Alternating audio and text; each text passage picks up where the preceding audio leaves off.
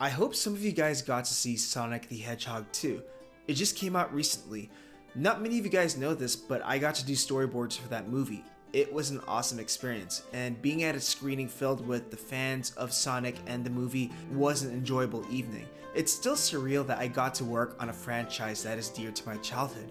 However, I feel like this is a good segue into talking about how I usually approach storyboarding work for an industry job or for studio work.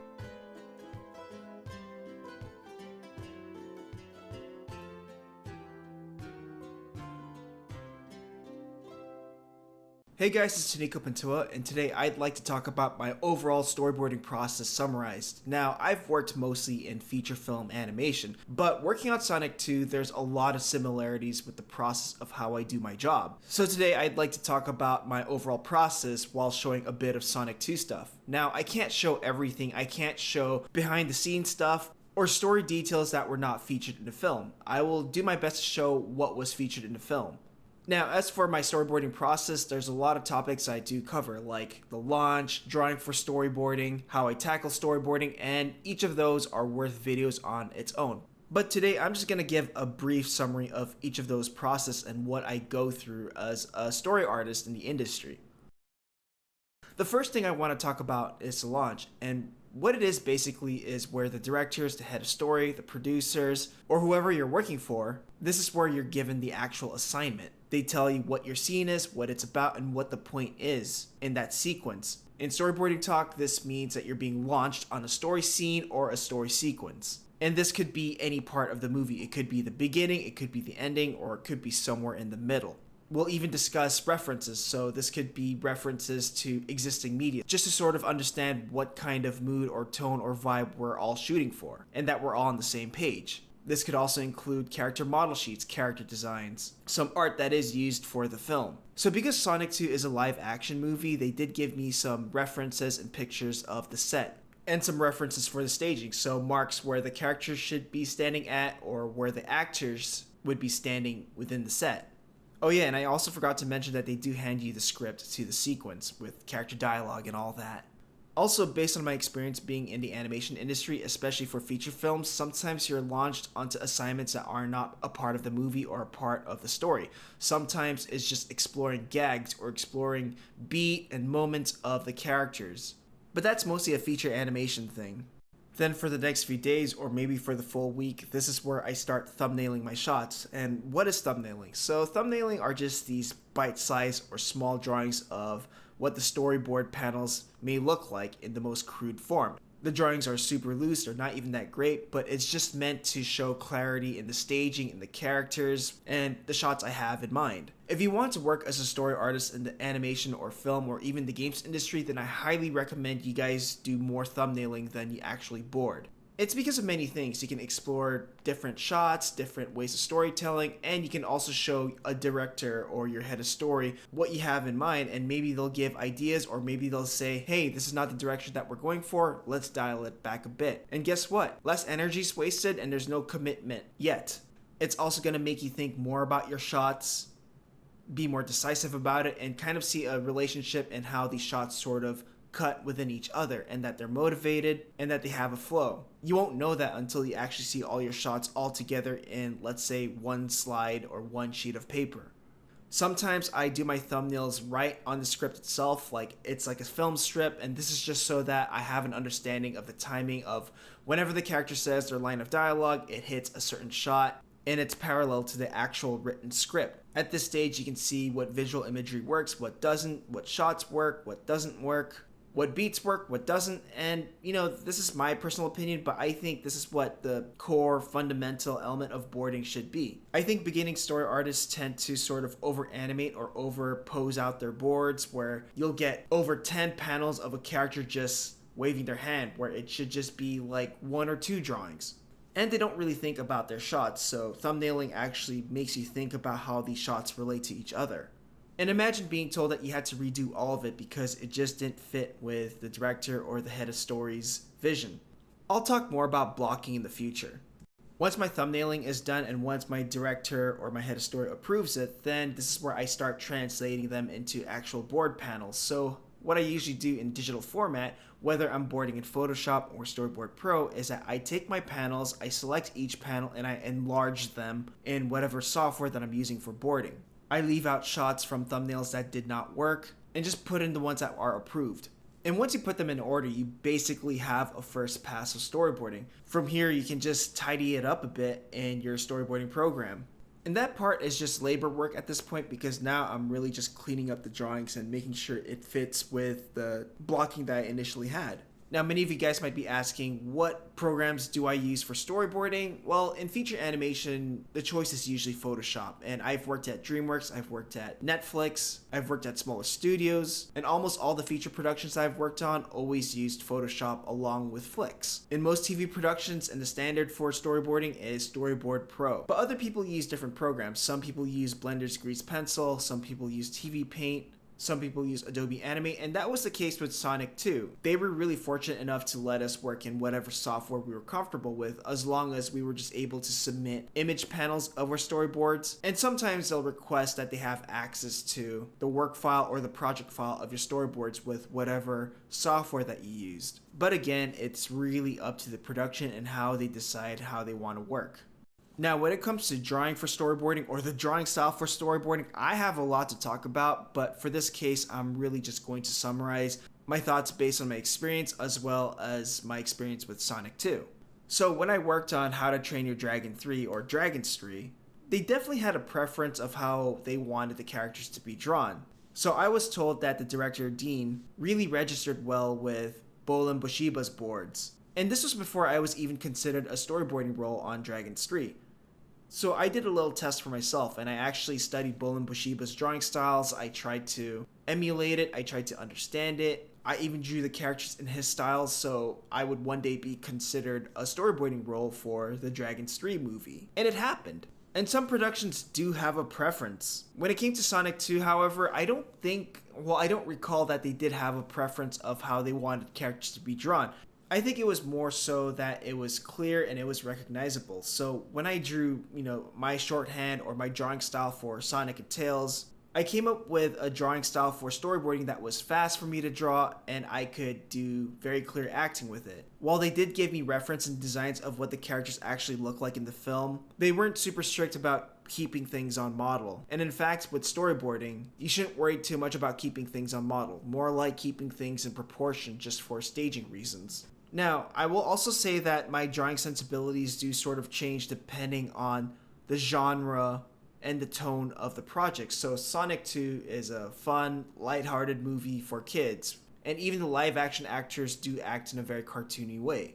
So the shorthand style that I chose for these storyboards were more on the comedic and the more caricatured side, but still keeping things graphic. And of course, my drawing sensibilities and how I decide to do a shorthand of the characters will actually change based on the genre and the tone of the project. If you want to have a good shorthand for storyboarding, learn how to draw fast, learn gesture drawing, and also learn how to be more decisive with your lines. And also practice your cartooning and graphic appeal skills. In that way you can get clear and specific expressions or acting without overdrawing them. Now, I'll talk about drawing for storyboarding later down the line. So next I want to talk about acting and drawing performances for your storyboards and the characters that you're dealing with. And something that's not really talked a lot, especially if you want to get into storyboarding, is how important being able to draw character acting is. This was something that I was never told at school. I was just told, make it clear, make the shots work, and the staging, keep it consistent. It was only until I was actually working in the industry, so for this case, DreamWorks Animation, where they really harnessed on the more acting notes.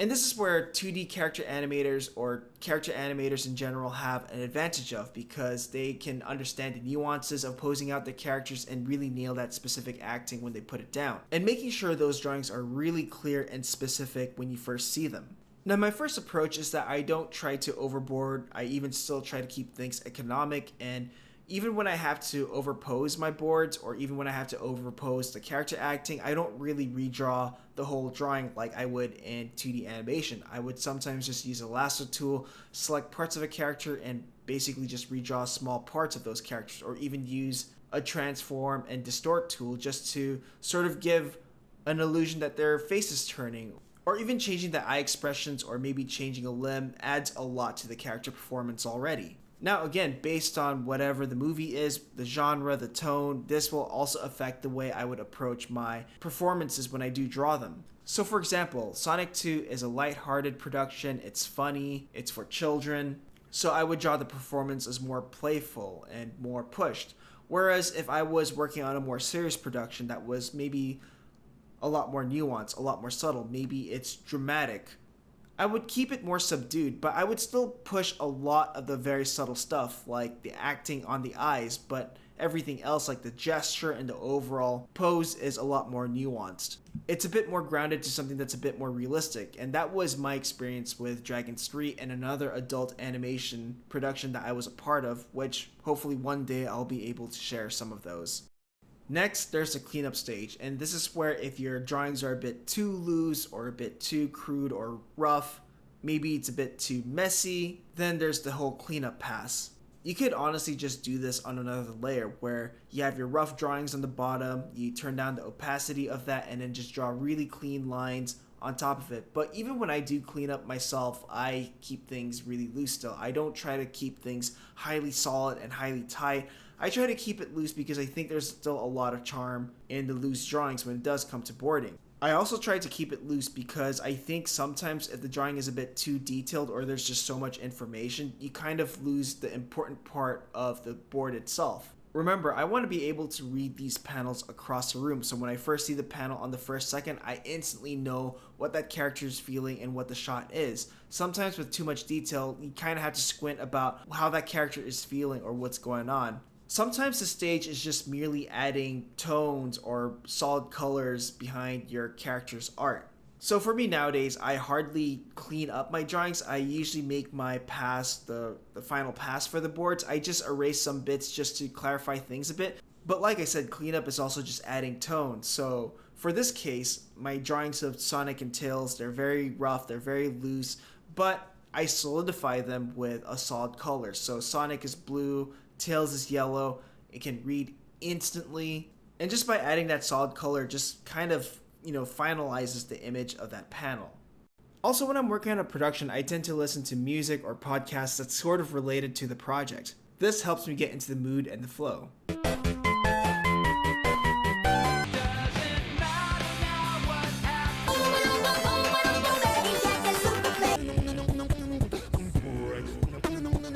In feature animation, it's common to pitch your sequences. Now, I was surprised to hear that there's TV shows that don't have the pitching process. You kind of just turn in your animatic and that's done. But pitching is highly common in feature. So in feature animation, it's common that you pitch your sequences. So you have a meeting with your director, your head of story, and to the team, and you pitch your sequence as you work on it, and this can happen multiple times. And a pitch is basically like giving a presentation or sort of like a mock run through of how the sequence plays out as it would in the film. So I'll do a mock pitch. This is Tails' first appearance. So we start with a wide forest shot, and there's nothing until leaves start to spin. We see a little golden ring appear out of nowhere. It grows, and then we see a little yellow fox jump right through it, lands feet first, and then we look up. He whips out a device, and Tails is like, "He's here. I found him. I found Sonic. I gotta go find him." And now we reveal his tail split into two. He, runs off and jumps off the cliff, but he's okay. He's got propellers, for his tail, and he flies towards the city. So when I pitch my sequences, I feel as if the film is playing. So I don't really go into details about the film shots, the camera lens, and all that. I just go with the flow. Sometimes I don't even describe the shot. I just get into the character. I just summarize what's happening in just a few words, just to keep the flow going. I generally try to avoid camera angles and things like that because it can disrupt the flow. I mean, the people I'm presenting it to, they can already see it. You don't have to say anything in every panel. In a way, it's kind of like improv. So the more you do it, the more you get used to it. And you know what? Sometimes you might trip, you might mumble, and you might even forget the script. So sometimes you just have to improvise and just go with the flow and have fun. And as this terrible imagery is happening by the echidnas, we cut back to Wade going, "It's just like the Marshmallow Man." And both Tails and Sonic are like, "Shut up, Wade." And then it's like, he punches out, uppercut, bam, and they all like tackle him, and then impact frame, slow-mo. And once that's done, I turn in my sequence, my project file, and image sequences for them to keep. Either I get moved onto another sequence or I leave the production. And while that's happening, they're bound to make changes to the sequences I worked on, and they might get another story artist to do that. And it's vice versa, where sometimes I'm launched on someone else's sequence to do revisions and to make changes. That's the nature of feature film, and there are many times where a lot of the sequences or the stuff that I did will never make it to the final film. So it's a big deal when story artists actually see their work in the trailer of a film, because it just confirms that their sequence made it in the film. So what did I personally learn from Sonic 2? And to be completely honest with you, there's a lot of things that were so similar to feature animation production that I didn't really learn anything new regardless, but because this was a live action film too, I did have to think about the actual set that they would use with the actors. So I had to also think about where to put the camera, where to place the camera. Is it possible to put a camera here? And just to be more conscious of that, this is an actual set more so than a virtual 3D set or a 2D set that is used for animation. Now, a company or a studio can be really precious about their characters with how Sonic is portrayed or how Tails is portrayed, but again, that's not really big new revelations. That's always been a thing in animation industries. But I will say that this project is what helped me understand Storyboard Pro. I actually forced myself to use Storyboard Pro for this production because I'm so used to working with Photoshop, but Storyboard Pro is such a norm in TV productions, and I really wanted to learn it because I was just so tired with boarding in Photoshop all the time. I also used a bit of Blender just to quickly build sets. So yeah, I did teach myself a few things here and there. So that's my usual approach for storyboarding work in the studio. All of these steps that I talk about are vast and deserved videos on their own, but I just wanted to summarize the common steps and procedure I normally go through for my day-to-day job as a storyboard artist. Now, I've been doing it for quite a while, so I know what to expect, and the things that I just talked about, it's what I go through all the time and what I expect going into work as a storyboard artist. I could talk about the filmmaking aspect, the storytelling aspect of storyboarding, or drawing in general, but those need content of its own. Anyways, that's all, bye. Interested in learning hand-drawn animation or learning how to finish an animated shot from beginning to end? Have a look at the store where you'll find the complete Introduction to 2D Animation video course, tutorials, and other resources. Learn classical animation approaches, drawing, lectures, techniques, and other process videos. Visit the store through the link in the description below.